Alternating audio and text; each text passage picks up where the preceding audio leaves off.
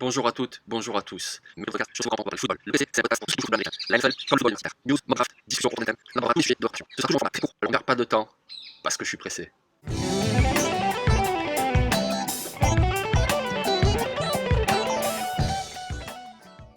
Donc aujourd'hui, une autre mock draft complète.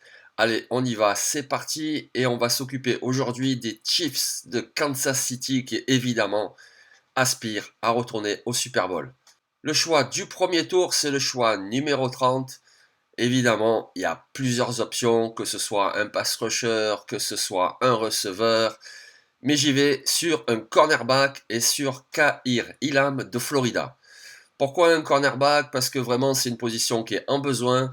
Alors évidemment c'est une mock draft qui est faite avant la free agency, il faudra voir ce qui est fait. Ils en ont deux notamment qui sont en fin de contrat, c'est Mike Hughes et surtout Charvarius Ward. À voir s'ils en re-signent au moins un des deux, mais même s'ils en re-signent un des deux, certes il y a aussi Snead qui est plutôt un bon joueur, mais je pense que la position de cornerback, qui en plus est une position premium, peut valoir le coup.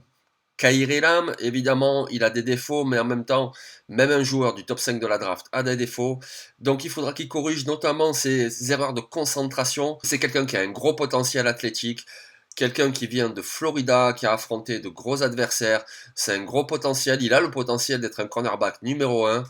Et c'est donc mon premier choix de cette mock draft, Ka'ir Elam de Florida. Le deuxième choix, tout en bas du second tour, c'est le choix numéro 62. Et là, je décide d'y aller avec un receveur. Il y en a encore un de très bon, de disponible. Il s'appelle Romeo Doubs. Il nous vient de Nevada. Romeo Doubs, il est grand, il est costaud et il est plutôt rapide. Il a été beaucoup utilisé en profondeur à Nevada avec le quarterback Carson Strong. C'est quelqu'un qui pourra perpétuer cette dimension-là au Chiefs, attaquer la profondeur. Alors certes, c'est pas un speedster à la Tyreek Hill ou Michael Hartman, mais il peut le faire. Et en plus, voilà, il offre ce profil un peu plus costaud, notamment pour les catchs contestés. Ça peut être vraiment un joueur précieux. Romeo Doubs de Nevada. Choix du troisième tour, c'est le choix numéro 94. Et il faut continuer à améliorer cette défense. Ce coup-ci, on y va sur le premier rideau. Un pass rusher, il s'appelle Boye Mafe de l'université de Minnesota. Alors Boye Mafe, pour l'instant, en fin de troisième tour, il devrait être disponible. Je dis pour l'instant parce que c'est un joueur très athlétique. On l'a vu toute cette année avec Minnesota, on l'a encore vu au Senior Bowl et on risque de le voir encore lors du Combine. Et donc si lors du Combine, il fracasse tout dans les ateliers athlétiques, il pourrait bien ne plus être disponible si tard dans la draft. Pour l'instant, il est là, donc on le prend parce que Melvin Ingram, c'est pas une solution à long terme. Frank Clark est un bon joueur, c'est pas un monstre non plus. Alex Okafor est lui aussi agent libre. McDonough est un joueur moyen. Donc du coup, un autre pass rusher le ferait vraiment de bien. Et pour l'instant, donc, Boye m'a fait un joueur à surveiller. Quatrième tour, on reste en défense. Là aussi, c'est vrai qu'on fait un petit peu en fonction de la free agency. Ils ont pas mal de joueurs libres à cette position, à commencer par Tyrann Mathieu, aussi Sorensen, aussi Watts. Donc du coup, un safety, ça serait pas du luxe. Et j'y vais avec un joueur qui est disponible si tard parce qu'il a eu une blessure. Ce joueur s'appelle Booba Bolden. Il nous vient de l'université de Miami. C'est quelqu'un qui a de la taille, qui a de la vitesse, qui a de l'impact physique et qui sait occuper les deux rôles de safety. C'est un joueur très précieux qui, en fin de quatrième tour, serait vraiment un style de cette draft, Booba Bolden. Toujours au quatrième tour, le choix numéro 133. On y va avec un joueur dont on a déjà parlé sur cette chaîne. C'est un linebacker. Il vient du second niveau universitaire. Il s'appelle Troy Andersen. Je vais pas vous refaire toute son histoire, le gars qui a joué coureur, qui a joué quarterback avant de se refixer au poste de linebacker. Mais voilà, c'est un joueur de football en gros. Il sait tout faire, il est volontaire, il a montré de belles aptitudes en couverture au Senior Bowl, il s'est plaqué, il sait couvrir les Titans, c'est vraiment un joueur très précieux. Les Chiefs, a priori, ont déjà leurs deux titulaires. La plupart du temps, il n'y en a que deux sur le terrain, des linebackers.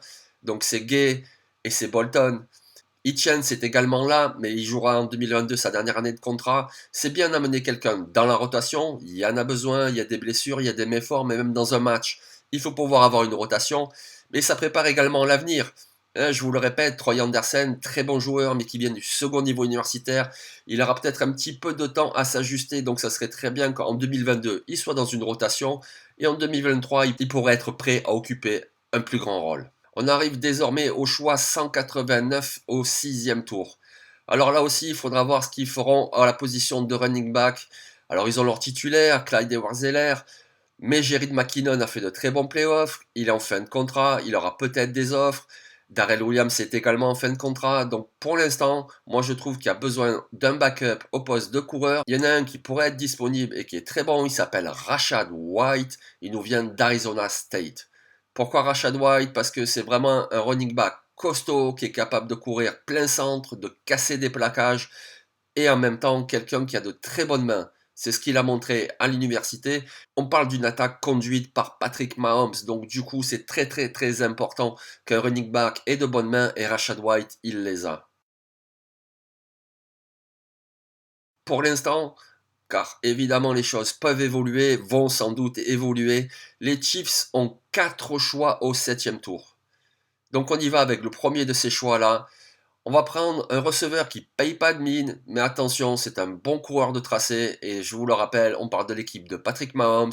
Avoir ce type-là de receveur, ça pourrait être très précieux. Il s'appelle Slade Bolden, il nous vient d'Alabama. Non, il n'est pas très grand, non, c'est pas le plus rapide, non, il n'est pas costaud. Mais alors attention, c'est un joueur vraiment très précis. Alors, de toute façon, les Chiefs n'ont pas besoin d'un receveur numéro un, ils ont déjà ce qu'il faut, surtout que dans cette draft, on a en plus ajouté Romeo Dobbs, mais quelqu'un qui pourra contribuer sur quelques jeux dans les matchs, et il le fera très bien. Slade Bolden, vous savez, si je vous donne une image, c'est un petit peu ce receveur sorti de nulle part que personne connaît et qui brillait avec les Patriots, par exemple. Voilà. À Alabama, il était coincé entre toutes les recrues 4 et 5 étoiles, des receveurs grands, costauds, rapides. Et Slade Bolden a été un très bon joueur. Il a contribué avec Alabama. C'est un joueur très précieux à avoir dans un effectif. Autre choix, toujours au 7e tour. Donc, on attend la free agency. Jaron Reed est en fin de contrat. Derek Nady est en fin de contrat. Donc, du coup, on va assurer le coup. On y va avec un defensive tackle. On y va avec Jonathan Ford. Lui aussi, comme Bubba Bolden, il nous vient de l'université de Miami. Jonathan Ford, il remplacera pas Jaron Reed, non. Par contre, il peut occuper le spot de Derek Nady, c'est-à-dire celui de Nostacle, ce big guy qu'on met au milieu, en face du centre, et qui déjà essaye d'empêcher l'ouverture de brèche pour le jeu au sol adverse. Il est costaud, il est puissant, il a une marge de progression. Au 7e tour, ça serait un choix très solide. Le choix 248, on retourne avec un safety. Comme je vous ai dit, il y en a 3 qui sont en fin de contrat. Safety, mais aussi pour l'équipe spéciale, il s'appelle J.T. Woods, il nous vient de Baylor. Alors c'est sûr que le meilleur safety de Baylor cette année, c'était Jalen Pitre, mais là on arrive sur le 7e tour, évidemment il est plus disponible.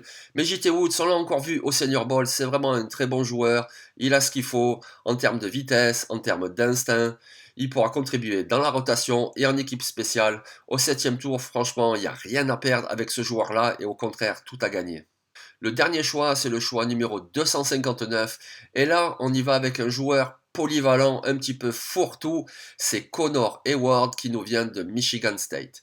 Oui, il s'appelle Hayward. C'est le petit frère de Cameron Hayward, le defensive line des Steelers. Alors c'est un joueur qui a joué running back, qui a joué tight end, qui a joué fullback. On l'a vu au Senior Bowl comme coureur, on l'a vu comme fullback. Il faut savoir que les Chiefs de temps en temps utilisent un fullback et le leur est en fin de contrat. Alors pourquoi pas Connor Hayward, puisque voilà quelqu'un qui pourra ouvrir des brèches pour le coureur, qui pourra aussi capter des ballons à l'occasion, qui pourra contribuer à plein de niveaux. C'est vraiment un joueur très intéressant au 7e tour. Donc je vous remets la mock draft. Comme je le dis à chaque fois, c'est un scénario possible, il y en a plein d'autres. Évidemment, dites-moi, vous aimez pas, vous aurez préféré tel ou tel joueur. En tout cas, les Chiefs ont une super équipe. À voir s'ils seront en capacité de retourner au Super Bowl, même si évidemment j'espère que les Raiders leur barreront le chemin. Abonne-toi sur YouTube, abonne-toi sur Twitter, et si ça te plaît, donne-moi un peu de force. Mais fais vite, je suis pressé.